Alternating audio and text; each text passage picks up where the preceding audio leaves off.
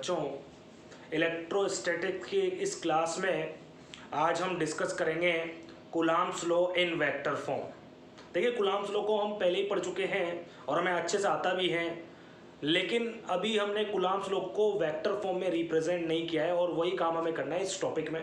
देखिए, अगर हम कूलम्ब्स लॉ को वेक्टर फॉर्म में रिप्रेजेंट करेंगे तो हमें ज़रूरत पड़ेगी डायरेक्शन की, और डायरेक्शन फिजिक्स में रिप्रेजेंट की जाती है यूनिट वेक्टर से। और बेसिकली यूनिट वेक्टर क्या होता है? एक ऐसा वेक्टर जिसका मैग्नीट्यूड यूनिट होता है और जो केवल डायरेक्शन को रिप्रेजेंट करता है उसे हम बोलते हैं यूनिट वेक्टर। इसको केप लगाकर रिप्रेजेंट किया जाता है और इसका फॉर्मूला जैसे क्या होता है, R cap is equal to R vector upon mod of R vector. ये इसका फॉर्मूला होता है, इसको केप लगा के रिप्रेजेंट किया जाता है। इसका मैग्नीट्यूड हमेशा 1 होता है और ये डायरेक्शन को रिप्रेजेंट करता है। ये बात भी आप याद रखें। अब हम कूलम्ब्स लॉ को वेक्टर फॉर्म में रिप्रेजेंट करेंगे और कूलम्ब्स लॉ को वेक्टर फॉर्म में रिप्रेजेंट करने के लिए हम दो पॉजिटिव पॉइंट चार्ज लेंगे, Q1 और Q2। मान लीजिए इन दोनों के बीच में डिस्टेंस है स्मॉल r और इनको रखा हुआ है वैक्यूम में। We have two positive point charges separated at distance small r from each other and they are placed in vacuum। तो हम देखते हैं कि इन दोनों चार्जेस के बीच में इलेक्ट्रोस्टैटिक फोर्स लगता है। अगर हम बात करें Q1 चार्ज की तो Q1 चार्ज पे Q2 फोर्स लगाता है, साथ ही साथ Q2 पर Q1 फोर्स लगाता है। अब यहाँ पर डायरेक्शन की भी इंपॉर्टेंस है, इसलिए दोनों फोर्स की डायरेक्शन भी हमें लेनी पड़ेगी। यहाँ पर जो Q1 चार्ज है उस पर जो फोर्स लगेगा उसे हम मार्क कर देंगे F12 वेक्टर। क्या मार्क करेंगे बच्चों? F12 vector. Q1 फोर्स पर Q2 जो चार्ज फोर्स लगा रहा है उसे हम मार्क कर देंगे F12 वेक्टर, और इसके लिए यूनिट वेक्टर हम ले लेंगे R12 कैप। बोलो क्या ले लेंगे? R12 cap. और Q2 पर जो फोर्स लगेगा उसे हम मार्क कर देंगे F21 वेक्टर, और यहाँ पर जो यूनिट वेक्टर होगा उसे हम मार्क कर देंगे R21 कैप। तो बहुत सिंपल सी बात है, अगर हम समझना चाहें तो यहाँ पर Q1 चार्ज पर जो फोर्स लगा रहा है Q2, उसको हमने मार्क कर दिया F12 वेक्टर, और उसके लिए यूनिट वेक्टर लिया हमने R12 कैप। और Q2 पर जो Q1 फोर्स लगा रहा है उसे हमने मार्क कर दिया F21 वेक्टर, और उसके लिए यूनिट वेक्टर लिया हमने R21 कैप। अब हम इन फोर्सेस को कैलकुलेट करते हैं। Now electrostatic force on Q1 due to Q2, इसको हम मार्क कर देंगे F12 वेक्टर। इसका फॉर्मूला क्या होगा? 1/4πε0 Q1 Q2 अपॉन r²। अब इसको वेक्टर फॉर्म में रिप्रेजेंट करना है, वेक्टर मैंने लगा दिया, तो यहाँ पर यूनिट वेक्टर कितना आएगा? R12 cap. इक्वेशन 1। अगर हम चाहें तो R12 कैप को हम क्या ले सकते हैं? R12 vector upon mod of R12 cap. ये इसका फॉर्मूला होता है।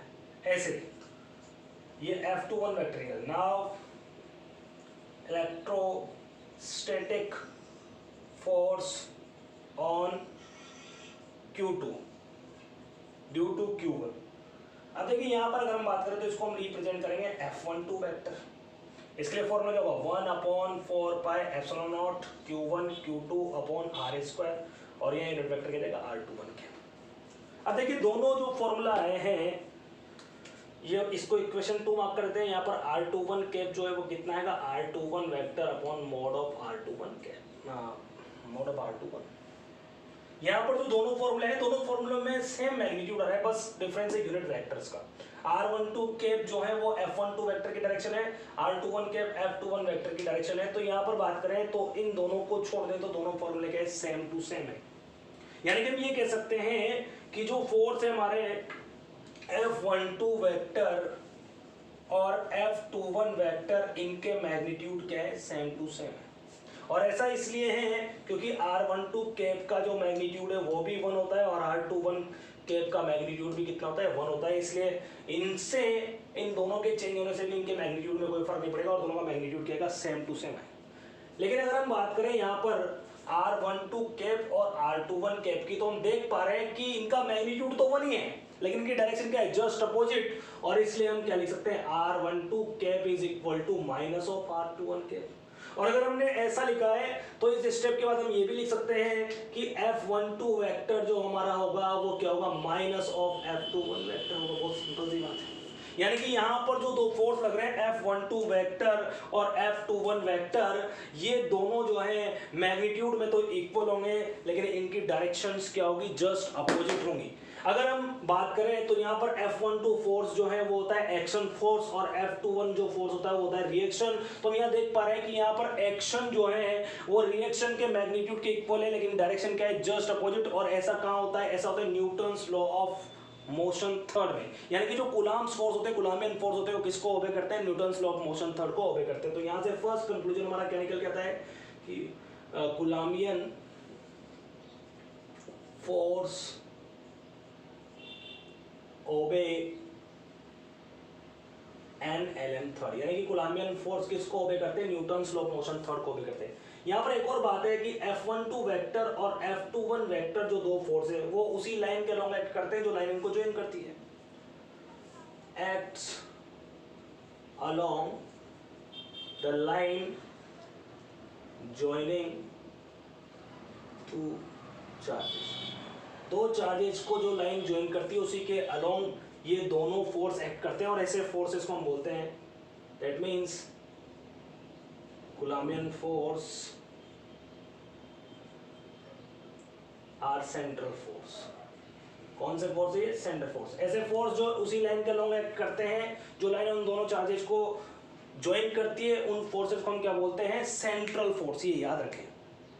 सबसे पहली बात तो क्या कि कूलम्बियन फोर्स जो है हमारे, ये जो हमने Coulomb's law in vector form पढ़ा, इससे क्या कंक्लूजन निकला, इससे दो कंक्लूजन निकले। फर्स्ट कंक्लूजन तो ये निकला कि जो कूलम्बियन फोर्स होते हैं वो Newton's law of motion third को जो है ओबे करते हैं। आप सब लोग जानते हो, each and every action is equal to the opposite reaction, equal and opposite reaction, मतलब मैग्नीट्यूड सेम होता है लेकिन डायरेक्शन जस्ट अपोजिट होता है, आपको पता है सब लोगों को। और साथ ही साथ यहाँ पर F12 वेक्टर और F21 वेक्टर जो फोर्सेज हैं उनके का जो है मैग्नीट्यूड सेम है, डायरेक्शन जस्ट अपोजिट है, और इसके साथ ही साथ क्या है कि ये उसी लाइन के अलोंग एक्ट करते हैं जो लाइन इनको ज्वाइन करती है, और ऐसे फोर्स को हम बोलते हैं सेंट्रल फोर्स। क्या बोलते हैं, सेंट्रल फोर्स। यहीं पर हमारा जो है ये कूलम्ब्स लॉ जो है वेक्टर फॉर्म में कंप्लीट हो जाता है। आप चाहे तो इसका स्क्रीनशॉट ले सकते हैं अगर आपको रखना है तो, सब कुछ बोर्ड पर लिखा हुआ है। ओके, अब आगे बढ़ते हैं। नेक्स्ट जो हमारा टॉपिक है वो है लिमिटेशंस ऑफ कूलम्ब्स लॉ। भाई कूलम्ब्स लॉ की लिमिटेशंस क्या है, एडवांटेज तो क्या है इसका कि इससे हम जो है दो चार्जेज के बीच में इलेक्ट्रोस्टैटिक फोर्स कैलकुलेट कर सकते हैं। अब इसकी लिमिटेशन क्या है, इसको कब कब अप्लाई किया जा सकता है, लिमिटेशंस ऑफ कूलम्ब्स लॉ। देखिए लिमिटेशंस ऑफ कूलम्ब्स लॉ की अगर हम बात करें तो फर्स्ट लिमिटेशन इसकी क्या होती है, देखते जरा। देखिए मैंने आपको जब कूलम्ब्स लॉ बताया था तो आप लोगों को बताया था कि कूलम्ब्स लॉ में हम जो दो चार्ज लेते हैं वो कौन सी कंडीशन में होना चाहिए, स्टेशनरी कंडीशन में होना चाहिए, रेस्ट में होना चाहिए। तो फर्स्ट लिमिटेशन क्या है, charges should be at rest. दोनों चार्जेस कौन सी कंडीशन में होना चाहिए, रेस्ट कंडीशन में होने चाहिए। बहुत सिंपल सी बात है। और दूसरा जो लिमिटेशन है वो क्या है कि जो हमारे चार्जेज हैं वो पॉइंट साइज के होने चाहिए। और तीसरा जो है लिमिटेशन वो क्या है कि दोनों जो चार्जेज हैं उनके बीच में डिस्टेंस न्यूक्लियस से ज़्यादा होनी चाहिए, यानी कि 10 टू पावर न्यूक्लियस रेंज से ज़्यादा होनी चाहिए, न्यूक्लियर रेंज से जाना चाहिए, यानी कि 10 टू पावर -15 मीटर से ज़्यादा होनी चाहिए। तो बेसिकली कूलम्ब्स लॉ की 3 लिमिटेशन है। फर्स्ट लिमिटेशन मैंने क्या बताई, दोनों जो चार्जेज हैं वो रेस्ट कंडीशन में होने चाहिए। और इसके अलावा अगर हम डिस्कशन करें तो दूसरी जो लिमिटेशन है वो क्या होती है, दोनों चार्जेस पॉइंट साइज के होनी चाहिए। और तीसरी जो लिमिटेशन होती है वो क्या होती है, जो है इनके बीच का जो सेपरेशन है वो न्यूक्लियर साइज से यानी कि 10 टू -15 मीटर से ज़्यादा होना चाहिए। तो सेकंड क्या हुआ, charges should be point size. और थर्ड क्या हुआ, separation between two charges greater than nuclear size।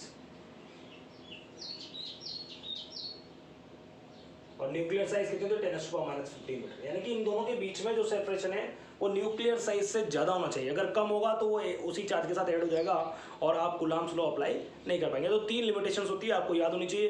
पहले तो रेस्ट में होनी चाहिए दोनों चार्ज जो है पॉइंट साइज के होने चाहिए और दोनों के बीच में सेपरेशन जो है 10⁻⁻15 मीटर यानी कि न्यूक्लियर साइज से ज़्यादा होना चाहिए, तो ही आप कूलम्ब्स लॉ अप्लाई कर सकते हैं, अदरवाइज तो आप कूलम्ब्स लॉ अप्लाई नहीं कर सकते। तो ये थी इसकी लिमिटेशंस। अब हम कंपेयर करेंगे इलेक्ट्रोस्टैटिक फोर्स और ग्रेविटेशनल फोर्स को। ध्यान कंपैरिजन, बहुत ही सिंपल सा कंपैरिजन है। कंपैरिजन भी है, क्या इसमें सिमिलर चीज़ें हैं, क्या इनमें जो है डिसिमिलरिटीज़ हैं, वो हम डिस्कस करेंगे। देखिए इधर हम डिस्कस करेंगे इलेक्ट्रोस्टैटिक फोर्स, कूलम्ब्स लॉ से आया भाई, और इधर हम डिस्कस करेंगे ग्रेविटेशनल फोर्स, न्यूटन्स लॉ, आप सब लोगों को। देखिए अगर हम इनकी बात करें तो इलेक्ट्रोस्टैटिक फोर्स में हमारे पास दो चार्जेस होते हैं Q1 और Q2, दोनों के बीच में जो डिस्टेंस होती है R होती है। यहाँ पर हमारे पास दो मास बॉडीज होती है M1 और M2, दोनों के बीच में डिस्टेंस जो होती है कितनी होती है R होती है। अगर हम डिस्कशन करें तो बहुत ही सिंपल सा डिस्कशन है।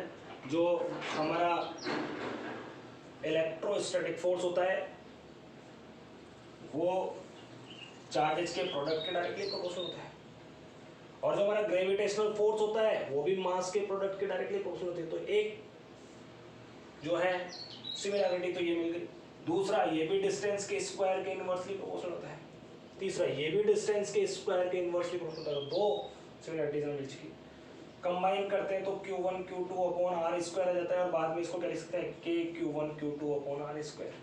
यहाँ भी सेम यही होता है, यहाँ पर G आ जाता है constant M1 M2 upon R square, और इसको हम क्या लिख सकते हैं GM1 M2 upon R square. ये तो है ग्रेविटेशनल फोर्स और ये है इलेक्ट्रोस्टैटिक फोर्स। तो सबसे पहले तो हम ये बात करते हैं, अच्छा ये फोर्स भी उसी लाइन के लॉन्ग एक्ट होता है जो लाइन इनको ज्वाइन करती है, ये फोर्स भी उसी लाइन के लॉन्ग एक्ट होता है जो लाइन इनको ज्वाइन करती है, दोनों वैक्यूम के लिए वैलिड होते हैं। तो यहाँ पर सबसे पहले हम बात करेंगे कि इनमें सिमिलरिटीज क्या क्या है, क्या क्या सिमिलर है इनमें। तो फर्स्ट तो सिमिलरिटी ये है, both forces are directly proportional to the product of charges and masses. First similarity क्या है, both the forces are directly proportional to the product of charges and masses.